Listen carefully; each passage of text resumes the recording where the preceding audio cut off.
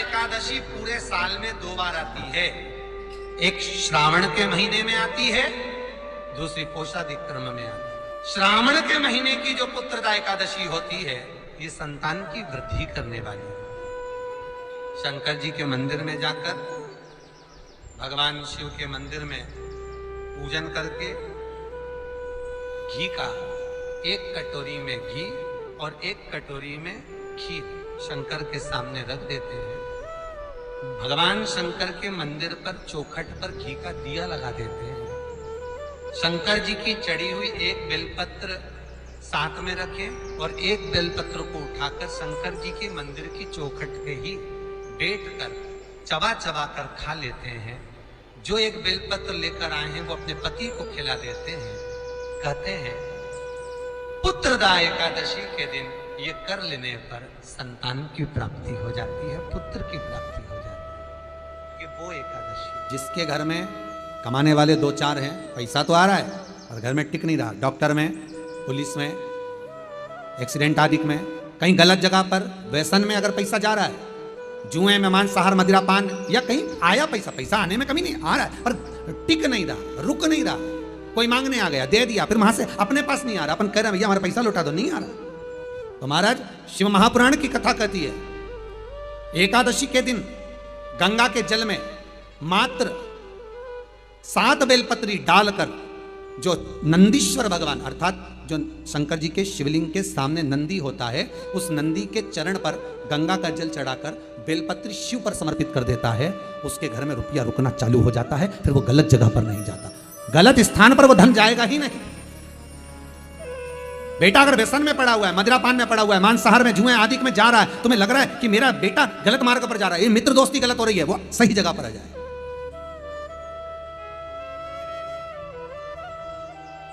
करना एकादशी।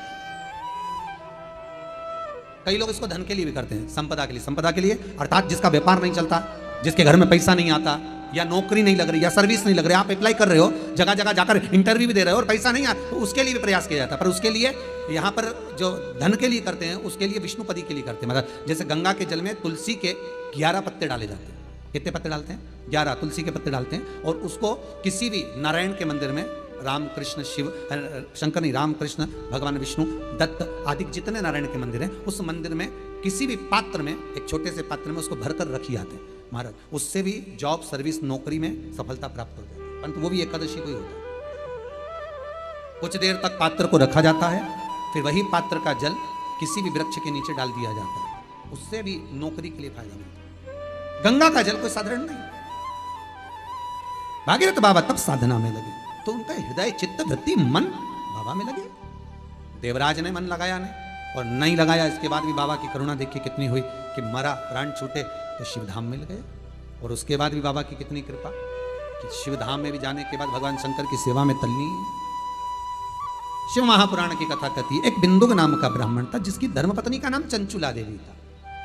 चंचुला की सबसे बड़ी गलती एक थी, पति अगर कमा कर ला रहा है तो पत्नी का फर्ज है कि पूछे ये धन कहां से ला रहे हो, ये पैसा कहां से ला रहे हो, और लेकर आए हो तो इसको सत्कर्म में लगाओ। थोड़ा सा पैसा 5 रुपए अगर पति कमा के ला रहे हैं तो उसमें से 1 रुपया निकाल लो, 54 निकाल लो। पर 54 भी कहीं सत्कर्म में, कहीं दान में, कहीं पुण्य में, कहीं हो रहा हो कहीं सत्कर्म, उस जगह पर लगाने का प्रयास करिए। 54 निकाल, कमाई का एक भाग थोड़ा सा धर्मपत्नी का फर्ज। धर्मपत्नी कहते क्यों है? क्योंकि वो धर्म के पथ पर लेकर चले, वो धर्मपत्नी।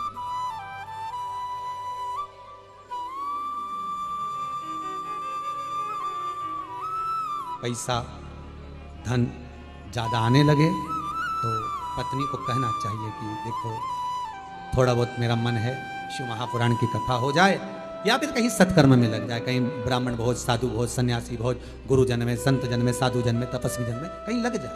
ये धर्मपत्नी, जहां धर्म जुड़ा हुआ हो वो धर्म। महाराज चंचुला देवी ने पूछा नहीं, पति आ रहा था धन चुरा कर लेकर, पानी में गिर गया, मर गया, प्राण छूट गया। पहले भी शिव पुराण में कहा 3 तरह से मरे हुए व्यक्ति की गति नहीं है, उसको मोक्ष नहीं है। पहला पानी में डूब कर मरा हुआ, दूसरा सर्प के डसे से मरा हुआ, तीसरा स्त्री के हाथ से, नारी के हाथ से मरा हुआ व्यक्ति, इसकी गति नहीं है। मोक्ष नहीं है इसमें। इनकी गति केवल एक है, वो है शिव महापुराण की कथा। अगर कोई पानी में डूबकर मर भी गया है तो उसके परिवार का, उसके कुल का व्यक्ति अगर एक बार शंकर की कथा भले यहां आकर ना सुने, टीवी के सामने भी बैठकर सुन रहा है तो भी वो फल देगा, मोबाइल पर सुन रहा है तो भी वो फल देगा।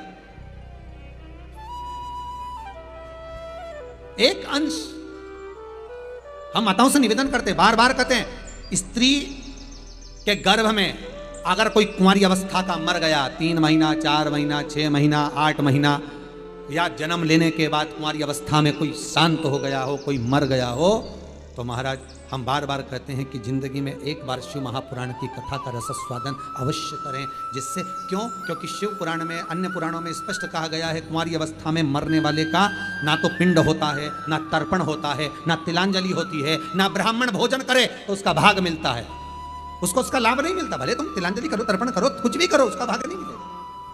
उसको भाग कम मिलता है जब उसके परिवार का कोई व्यक्ति शिव महापुराण की कथा का रसस्वादन कर लेता है, कथा श्रवण कर लेता है। कथा सुनने के बाद उसको पिंड भी मिलने लगता है, ब्राह्मण भोज भी मिलने लगता है, उसको सारा सुख प्राप्त होने लगता है। वो जीव की गति।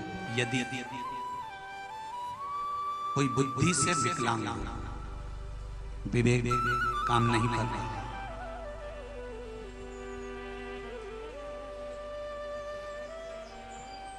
अगर विवेक काम ना कर रहा हो, माइंड से कोई कमजोर हो, तो जब स्वधा के नाम से आप शंकर भगवान को जल समर्पित करें, स्वधा स्वधा कहकर उस जल को समर्पित करें, तो पितरों का स्मरण कर कर वही स्वधा को समर्पित किया गया जल, जिसको विवेक की तकलीफ होती है, बुद्धि की तकलीफ होती है, अपने पितरों का, अपने पूर्वजों का स्मरण कर कर उस जल को उस विवेकहीन व्यक्ति के दोनों भुकुटियों के पास में लगा देना चाहिए, थोड़ा सा। जैसे एक पत्र में आया है,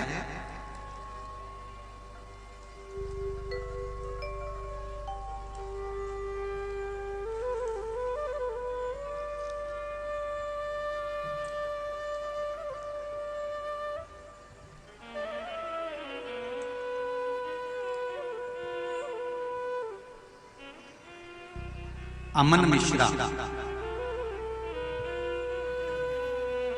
24 घंटे यहां पर सेवा दे रहे हैं। कहीं हैं अमन मिश्रा? आप ही हैं? एक बार दोनों हाथ लगा दे। श्री शिवाय नमस्ते। मेरी छोटी बहन मानसिक रूप से असंतुलित है।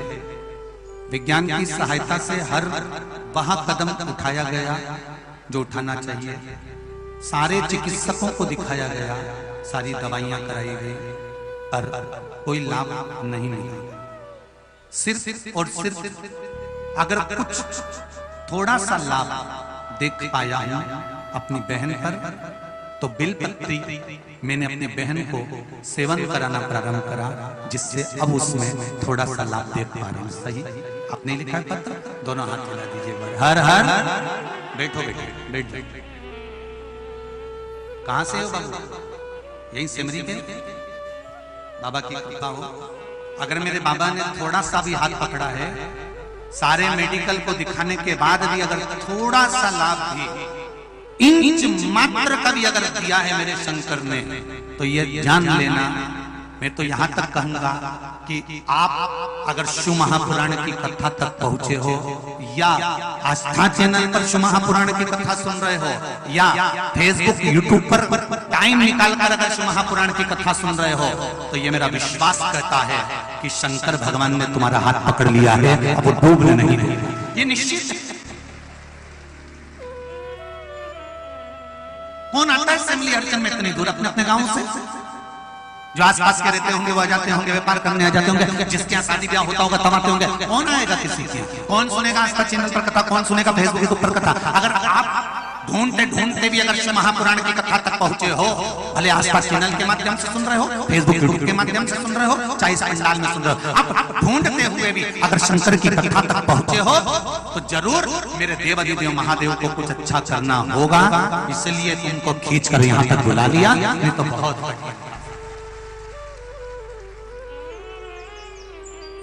कहीं मेरे देवाधिदेव महादेव को करना होगा। इंच मात्र भी अगर थोड़ा सा उसने हाथ पकड़ा है, तो वो कृपा जरूर करेगा। वो जरूर कृपा करता। मैंने तेरे ही भरोसे ओ बाबा तेरे ही भरोसे हवा बिच उड़ती जावांगी बाबा डोर तो छठी में कटी जावांगी ओ बाबा मेरी बदन भोले मेरी बदन हवा बिच उड़ती जावांगी बाबा डोर हतो छठी में कटी शिव ने मेरे हाथ पकड़ा है, मेरे शिव ने, मेरे ओघड़दानी ने, मेरे त्रिकालदर्शी ने, मेरे कैलाशी अविनाशी ने अगर हाथ पकड़ा है तो वो छोड़ेगा नहीं।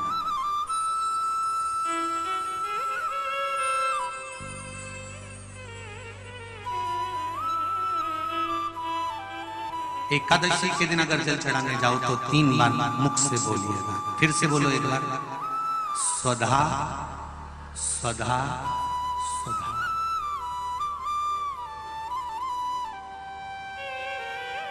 ज्यादा पितृदोष हो, ज्यादा तकलीफ चल रही हो, बहुत ज्यादा कष्ट में हो तो शिव मंदिर में बैठकर या घर के मठ का परिंदा या पूजन वाली जगह पर बैठकर 12 श्लोक का सुधा स्तोत्र का पाठ भी कर सकते।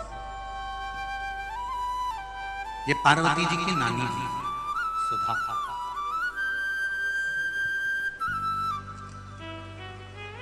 जो भगवान शिव का अभिषेक करना, पूजन करना, अर्चना करना, मंत्र जाप करना, स्मरण करना, नित्य प्रति शिव पूजन में डूबी रहना, इनका एक ही काम था। थी पितरों की पत्नी,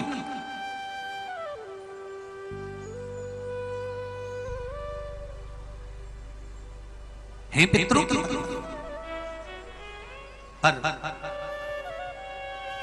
भक्ति में इनका बल बड़ा बड़ा बल। एकादशी व्रत का सबसे पहला नियम है कि आप जिस दिन व्रत करो उसके एक दिन पहले भक्ति का संचार इस हृदय में करो। भक्ति का संचार इस हृदय में कर लीजिए। जिस दिन आप व्रत करो, जैसे एकादशी का व्रत कर रहे हो तो दशमी के दिन शाम का समय जब आवे, रात्रि जब होने लगे, शाम का समय आवे और रात्रि का आप जब भोजन ग्रहण करो तो उस भोजन में कोई ऐसा पदार्थ ग्रहण मत करिए जिस पदार्थ के कारण आपकी एकादशी बिगड़ जाए।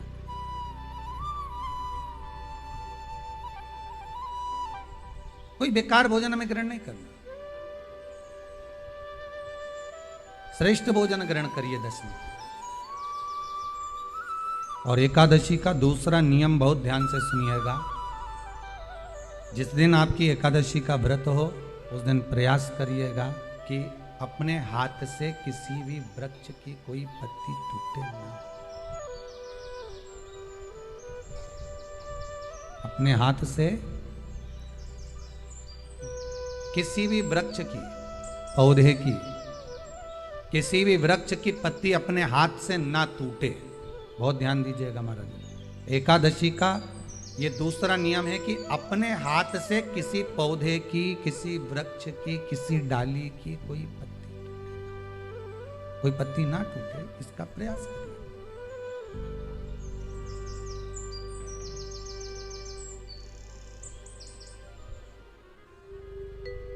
कितना सुंदर व्याख्यान कहा है, कितना सुंदर वर्णन है महाराज कि मात्र एकादशी का व्रत कर लेने पर, मात्र एकादशी का व्रत कर लेने पर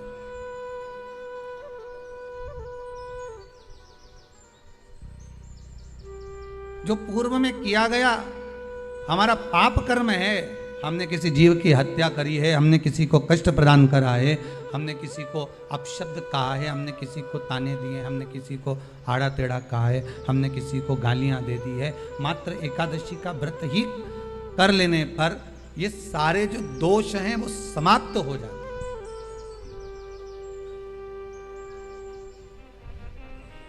सारे दोष हमारे समाप्ति पर आ जाते हैं।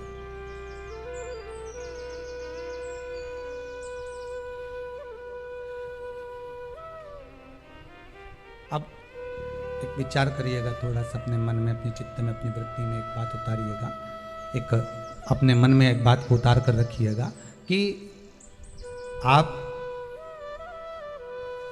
अपने पाप को, अपने पाप कर्म को जिस दिन छिन्न करने वाले हो, समाप्त करने वाले हो, अपने पाप को आप जिस दिन समाप्ति पर लेकर जा रहे हो, तो उसके एक दिन पहले आपको प्रसन्नता होना चाहिए कि नहीं होना चाहिए कि कल मेरा पाप कटने वाला है, कल मेरा पाप समाप्त होने वाला है।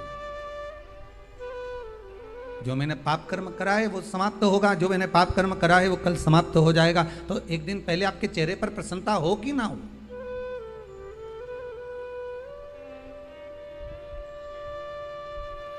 और चेहरे पर वो प्रसन्नता आपके आना चाहिए कि कल मेरा एकादशी का व्रत है, आज दशमी है, कल एकादशी का व्रत है, तो कल मेरी जब एकादशी का व्रत रहेगा तो मेरा ना जाने कितना कितना पाप, कितना असत्य, कितना झूठ, कितना प्रपंच वो समाप्त हो जाएगा। इसमें मुझे प्रसन्नता हो, इसमें मुझे आनंद था।